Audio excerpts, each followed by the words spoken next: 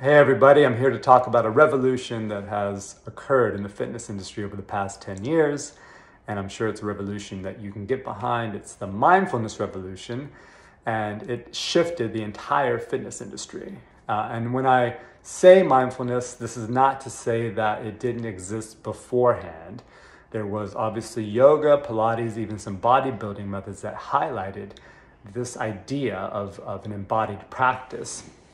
However, there becomes a point in time when the pattern becomes so widespread, mainstream, and ubiquitous that you can point to it and say the shift has occurred.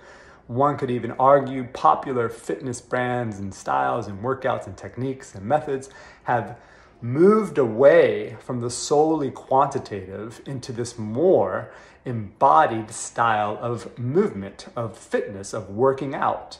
And in essence, the entire fitness industry has shifted away from the quantitative because of mindfulness practices.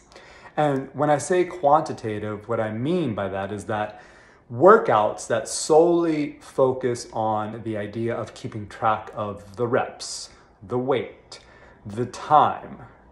Brands have increasingly shifted away from this because there's such a demand for holistically aware and integrated style workouts. And you have to keep in mind that this was occupied previously by things like yoga or like Pilates, but to have it in a fitness setting was something that was new. And personally, being on ground zero, hopefully I'll be able to offer some insight into what was occurring at that time, which was roughly about 10 years ago.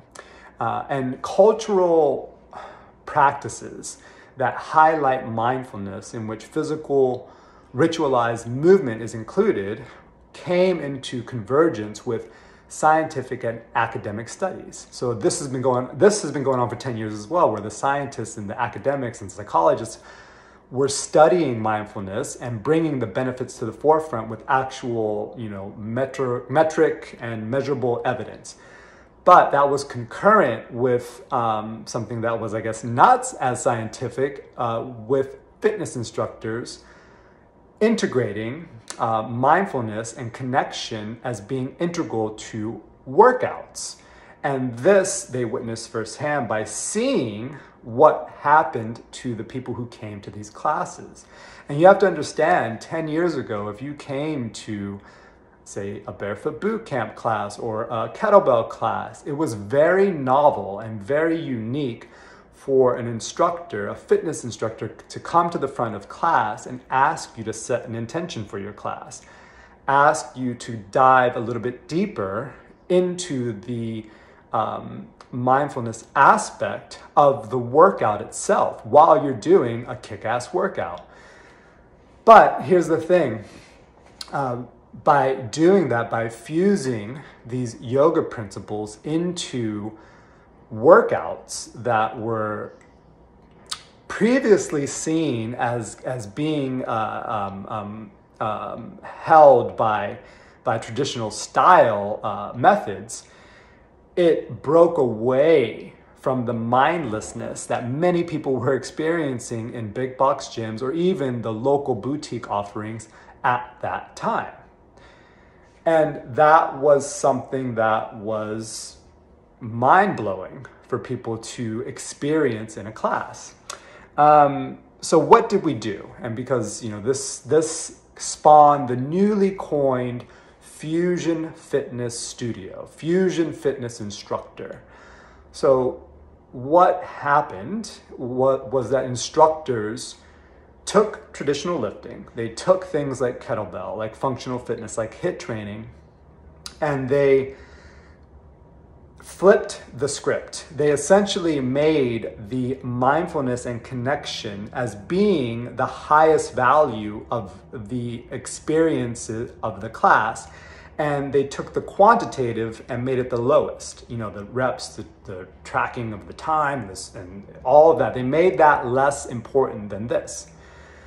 And at that time, like 10 years ago, people in the fitness industry were, claiming that it's a flash in the pan, that this is just something that's going to last for a month. It was looked down upon that it was too weird, too bizarre, too strange. Like, how could you even think of doing this, what was primarily held in a yoga domain, and put it into a fitness class? You are corrupting what is the essence of fitness, type of thing.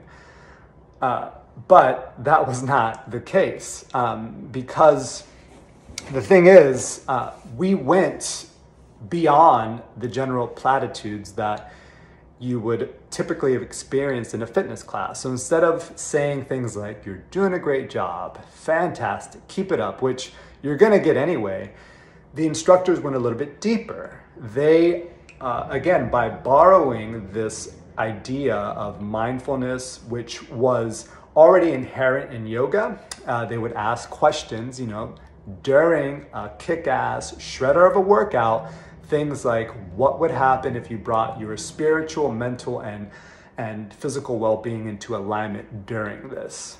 And that is what happened. And it became the foreshadowing for what is now more common as embodied fitness practices that has influenced a countless array of studios, gyms, and the result on the micro, packed studios, particularly where I was at in Vegas from 5 a.m. to midnight, 4,000 members.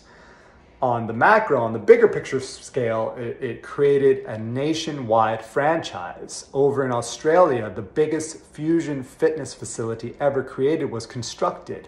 This is not to mention the endless influence it had on yoga, where, yoga sculpt, yoga hit, yoga Pilates, and all now the hot Pilates you can get everywhere. It even transformed how treadmill classes were doing it. Now you can find it in boxing classes. Now you can find it everywhere. This idea of mindfulness being the highlight, the actual thing that you're going for while you're working out, particularly in a fitness style setting. So I'm talking kettlebells, dumbbells, and resistance training. But I would even argue it shifted how spin brands communicated it. And this is also all convergent with actual evidence of mindfulness. Psychologists doing experiments to see how it would treat people with depression, cognitive scientists doing studies on how mindfulness increases cognitive flexibility and the ability to generate insight, and then neuroscientific studies, which showed how mindfulness actually rewires the brain and makes it more pliable. And this laid the foundation for this other phenomenon, which is very common today, the flow state. So all of this happened at the same time, which is why now you'll see brands are more leaning into this style of embodied practice as their fitness offering, as opposed to just purely quantitative. And you can see it everywhere you go now. So again,